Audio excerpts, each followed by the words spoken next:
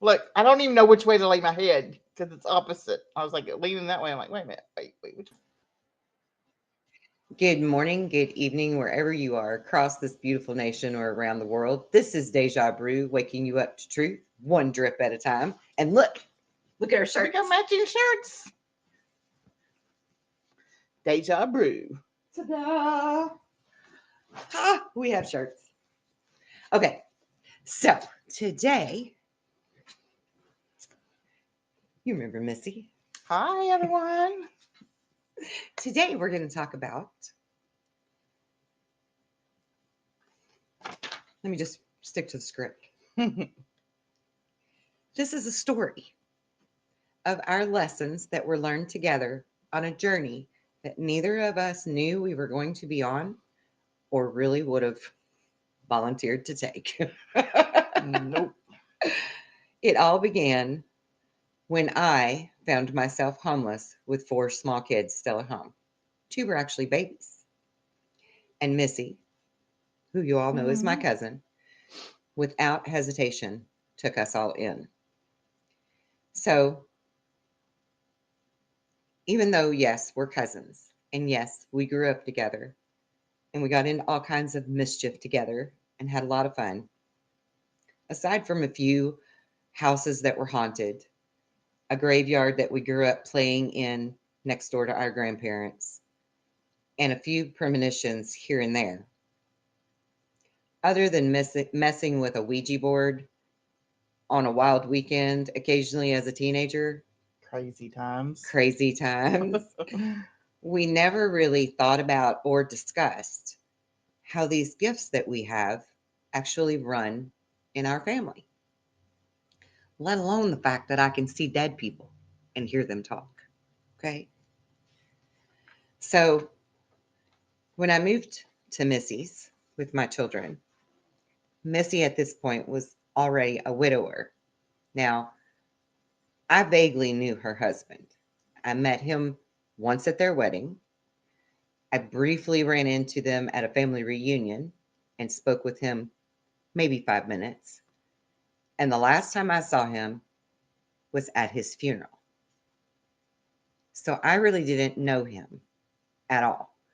I couldn't even really remember what he's supposed to look like. That's how little I knew him.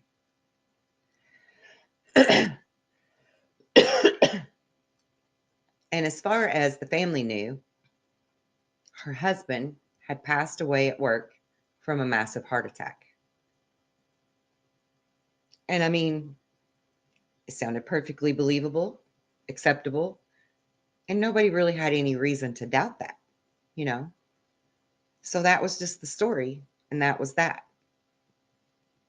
But when I moved into her house, that was also his house first, technically,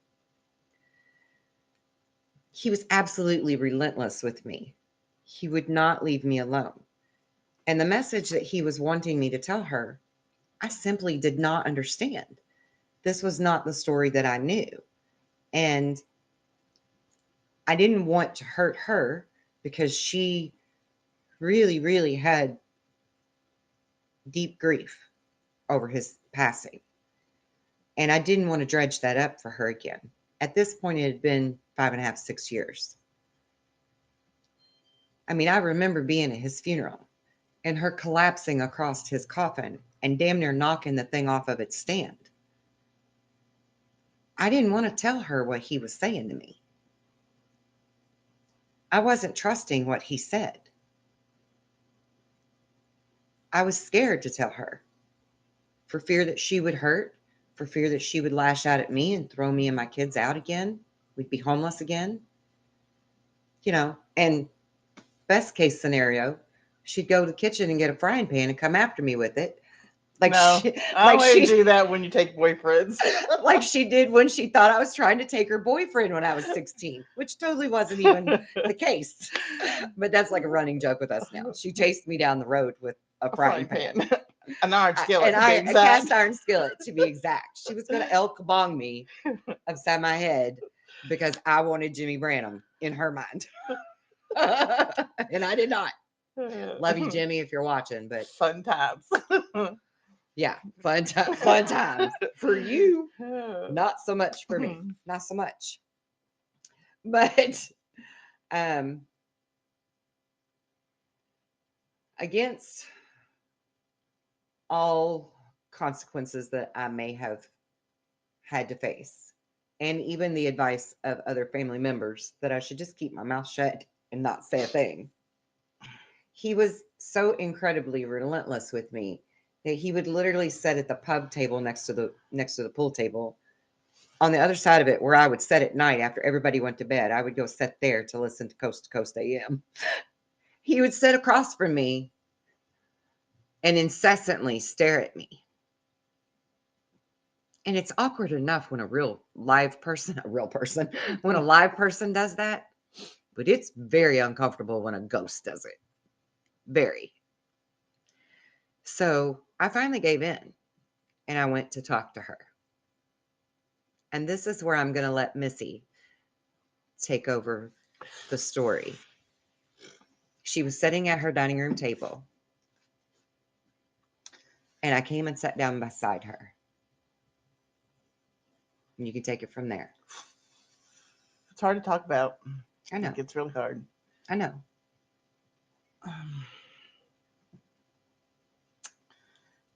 So Kelly come in, sit at the table, and she was like, "I really need to talk to you. I have a message for you." And I'm just kind of like looking at her. I'm like, "Okay, just tell me what you got to say." And she proceeds to tell me things that she would not know. Sh Actually, not very many people knew. Only close family members that were kind of there at the time when things went down. But anyways, she tells me that he wanted to me to know that it wasn't what it looked like, and that he was trying to do the right thing, and he was very sorry. So she's telling me this, and there's some other stuff, but And I'm just going to intervene because I was like, and I know this sounds totally crazy. I'm sure this is stupid. I'm really, really sorry if it's off the wall shit. Please forgive me. Go ahead. anyway, she's telling me these things, and I just get up from the table and I go to my room and I lock my door and I'm in my room. Bawling. She's bawling. Pretty upset, and Kelly will tell you how she felt. Go ahead and tell them how you felt at the time. I looked at my kids and said, "Oh my God, what did I just do?" Because I thought I just wrecked her completely. Because I still had no clue. So she leaves me in my room for a little bit. She comes knocking on my door, and I let her in. She comes and sits by the bed, and she's telling me she's sorry, and she knows it's crazy and all this. And I just kind of look at her, and I'm like, "You don't know the truth." Like, so I proceeded to tell her the truth of exactly what happened. And to back the story up a little bit, there was something going on with another person, and I don't know, I just had this gut feeling. And he was away training. He was 2 weeks out from finishing his training, and he was pretty much about, what do you say, about 3 hours away from the house. Yeah. So I get this intuition that I just need to go where he's at. So I just get in my car and I start driving, and I show up, and it's probably like 2 o'clock in the morning when I get there. When I pull in, I already know that he's there with somebody in this motel room. I recognize the car. Well, I kind of recognize the car. I just had a feeling it was her car, but it wasn't the car that I knew. But I knew it was hers. And so when I went into the motel, told the guy that I needed his room because I didn't even know his room number. Like, I'm his wife and I didn't even know his room number. So he buzzes the room, and about 5 minutes later, I'm told I can go up. So I go up, And my husband he's livid, like he's mad at the world because I showed up, because I busted him, like he knew I knew. We didn't talk. We just went to bed. We got up the next morning. Things were better. We went out to we went out to lunch. We went to and ate. We talked about some things. Um, when I left, he told me he loved me, and I came home. Talked to him a few times that week. Like I said, he was busy. He was training. He was training quite a bit, and he was getting ready to graduate, and he was coming home the next week. And at 3 a.m., I get this phone call, and it's this woman who has the same name as I do. So she says, "Missy, it's Missy. Don't hang up. Steve, we think Steve just had a heart attack, and they're taking him to the hospital." So I just immediately hang up. I get up and I go wake his mother and his father up because they gotta know. So I wake his mother and father up. We get his brother and me, his mother, his father, me, his mother, his father, and his brother. We head to where he's at. 3 hours away. And so we get there, and this lady, if you want to call her a lady, is standing outside when we ain't even stopped the car yet. Mark is pulling up in the parking lot. I'm out of the car before Mark can stop. I see her out there. And I get out of the car, and the first thing she proceeds to tell me is that my husband is dead. And of course, I fell to the ground, and I was like, "You need to go." And she just stood there and stood there and stood there. And his brother was like, "I'd advise you to get up and go before she gets up, because I'm whatever she does is I'm not going to stop it." So when I get up, she's gone. And we get, it's just a big old long ordeal. Nobody knew about it but his mother, his father, and a few friends that was actually there at the hospital with us. So I had a really hard time. One, I love my husband dearly. He was my world, and I know that he loved me, and I had to deal with losing my husband, and then I had to deal with. I was embarrassed. I was embarrassed to be around his mother, his father, his brother, his family, the ones that knew. And it was really, really, really, really tough on me. And I was lucky to have a few friends that stayed with me for about a week. My mom was there quite a bit. Me and my mom kind of got into it because, she wanted me, she had made me go to the doctor and made me get some pills because when I say I was a mess, I was really bad. And she was trying to do what she thought was right, and I didn't want to have no part of it because I needed to feel what I needed to feel, because I knew that people were going to go home and I was going to be by myself, and I already knew what I was feeling. Like I didn't even want to be. I just didn't want to be here anymore. Like I just didn't. And so my friends, they left, and I had one friend. I laid on my bathroom floor for 3 days. I didn't move. I didn't eat. I didn't drink. I didn't do nothing. And she let me. She let me. She would check on me, and she would let me.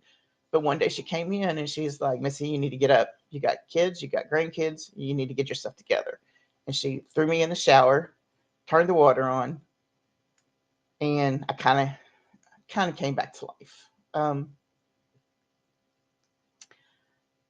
So I just want to tell people out there that there are, one, trust your instincts. Always trust. If you feel something strongly that makes you get up and do something, do it. Like if you feel like you need to get up and do it, because there's a reason why you feel it. Yeah, trust that. Trust your instincts, trust your gut feeling, trust your intuition. Mhm. And but also there you can heal, like, from these experiences. It has taken me a very long time, and with a lot of help from this lady right here. I have come a long way in a short time, and I'm very grateful. And I've learned a lot. And I have too. And We learned together. but I learned a lot. I mean, I knew that Steve. I mean, I have I know him better than anybody. So I know his. I knew what he was going. You know, things that he was going through. We had this history with this person, and he was trying to quit smoking, and he was taking Chantix, and there was a lot of things that kind of like contributed to things. So I'm not giving him excuses or anything like that because what he did was wrong, or what he didn't do is wrong, or what he thought he was going to do was wrong. I truly don't know. Um, but you can come back from it. You can have a good life. You can move on. You can forgive. Um, I mean, when I was struggling with this, like I didn't want to leave the hospital. They had to literally like make me leave. I was so torn up. I was throwing up in a 5 gallon bucket. Um, I couldn't go to the room that he was in. His brother had to go get his stuff. Um, it was a lot, and I wouldn't wish any of that on anybody, not even my worst enemy. Um, but I have healed a lot, and I heal more every day. And I know that Kelly talks to him and tells me things that he tells her to tell me, and things that she wouldn't really know, because she wasn't around. You know, we were around each other a lot when we were teenagers and when I was married to my first husband. And but life happened. We uh, had our own families and we had our own things we had to do and work. And you know how life gets busy. We just kind of lost contact except for like family reunions. We'd run into Walmart pretty Yeah. much all the time. But, Yeah. you know, it was a 15, We 20 only minute lived 15 minutes apart, but we didn't even know. 15, 20 minute conversation and we were gone, you know. Yeah. But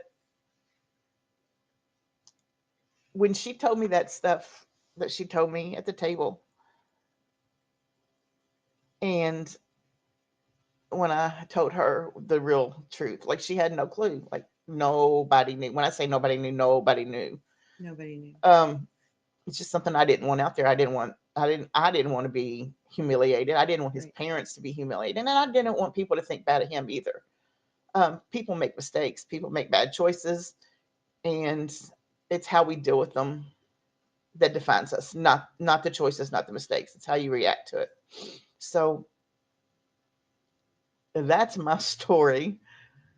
Um, there's a And the lot of other things, stuff in between, but it's pretty personal to me, and I don't like. yeah, yeah. But the gist of it is that the things that I told her then on that day, for me, I learned that I should trust when spirit is speaking to me. I know to trust that. That's why I'm professionally a psychic medium, and I would never have done that if it wasn't for this experience. That's what put me fully on my path, was having this experience with her, because I finally gave in and told her exactly what I was hearing a spirit say to me, and it was exactly what she needed to hear. And just so you know, the message that he needed so desperately for the love of his life to know was that it wasn't what it looked like. She was only there because he was telling her he can't do this to his wife. They're married now, and he loves her, and he wanted to do this the right way. So he was telling this chick to go away and leave him alone for good. And she was kind of a succubus type. I mean, even his mother would vouch for that. She would come around and get her claws back in him all the time. She was very aggressive in trying to be in his life. And he was telling her she needed to go away and stay away for good this time. And they had a heated argument, and that's when he had a heart attack and he died. And he desperately needed for Missy to know this so that she didn't live out the rest of her life thinking that he was cheating on her as a married couple. He needed her to know that so that she could heal and release that embarrassment and that shame and that pain, that betrayal that she felt. So it was a very poignant message that was a catalyst to helping her heal, because for 5.5 years she walked around like a zombie, just going through the motions of day-to-day life. She wasn't living. She wasn't smiling. She wasn't enjoying anything. And for me, I learned to trust my gifts. And like I said at the beginning, we never really talked about the fact that I could see dead people, other than the ghost lady that I saw in my haunted house when I was a teenager, that she and everybody else in town knew it was haunted before we ever even moved in. We're the only ones that didn't know. But I could see the lady and the man that owned the house. And I mean, everybody knew about that, but I didn't even know that I could hear them talk until Steve spoke to me. And so for me, it was a big lesson, and it changed my life completely. It put me on my life path's purpose, true purpose. Because until then, I always knew what I'm supposed to do. I just wasn't really doing it yet. I was too caught up and busy in life itself. That's when I made up my mind that I need to do this to help other people. Because helping her was a blessing to her, but helping her was a blessing to me too, because this is someone I love. She's like my sister. She's like an aunt to my kids, right? Second mom to these two little ones. We're thick as thieves. To be able to trust that enough to give somebody that gift that they need is like the most precious thing in the world that I could ever do. And I'm so grateful to be able to provide that to people. I'm so grateful. But it was scary as hell to accept and to step into. And so I started learning more of who I was. And since we live together, in turn, she started learning more of who she is, Mm-hmm. because we both have it. Everybody has it.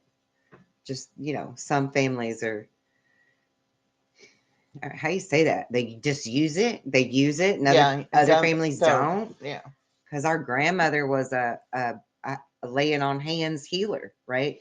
She could pray a headache right out of you, or lay her hands on you and pull the heat out from a third-degree burn. She was a hand healer, but they called that um, hillbilly.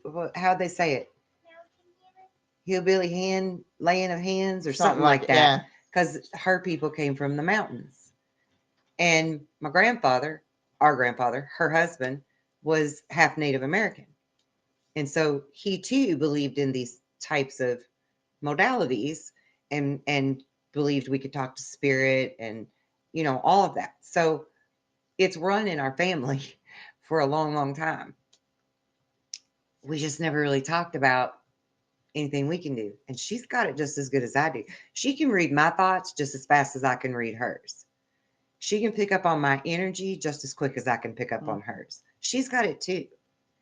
So we've both been learning how to be more aware and purposeful and helpful to each other, to other people.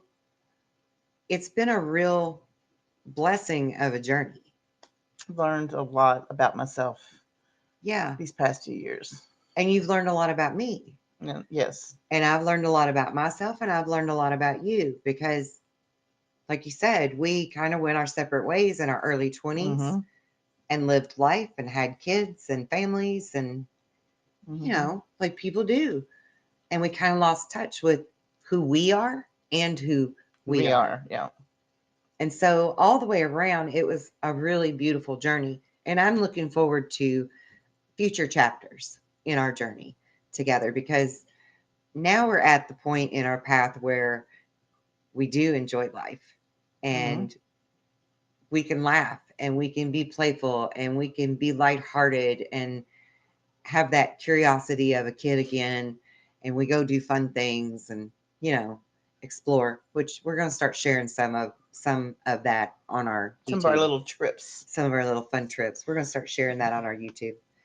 Um, but we wanted to share this story of our journey together and our growth together, discovery, in hopes that it helps other people to know that sometimes things aren't the way they see from the lens that we're looking at it. And that And you're not alone. you're not You're alone. not alone. Yeah. And there are ways to heal and overcome things and to learn better who you are and who other people are so that you can understand things from a different perspective and move forward in life feeling thankful and blessed to have known them and for the lesson. So we hope that our story, mainly Missy's story, has given you hope and inspiration to come on this journey with us of exploration and discovery and learning more of who we are and maybe even more of who you are.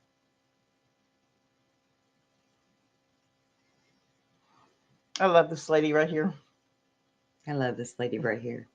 She's like Yes. my sister from another mister. Okay, and just a little recap on Sundays, we're going to do live shows at 3 p.m. Central Time, 4 p.m. Eastern Standard. And you can get your own personal reading while I'm doing the live for a set low fee. And I'm going to do all 12 tarot zodiac signs in between calls. So everybody gets a free general reading for their sign. So tune in for that. And then Mondays, as always, is Monday Madness with Jen. And what else do we have? I'm going to add a new segment on Thursdays called Thirsty Thursdays. And that'll be all about what's in the news, the good, the bad, the ugly, and the blessed. And that will also be a live show. And it's not just politics, like it's everything. And I'm going to try to always end it on a happy note. So tune in for that too. And thank you for watching. Thank you for subscribing if you're already a subscriber. If you're not, hit that thing. It's free. That's right. Get on it because we got lots of fun stuff we're getting ready to share with you all, and you're going to really love being a part of our journey. Yep. Yeah, Yep. Yep. with Deja Brew. And we'll see you again soon. Thanks for watching. Right. Love ya.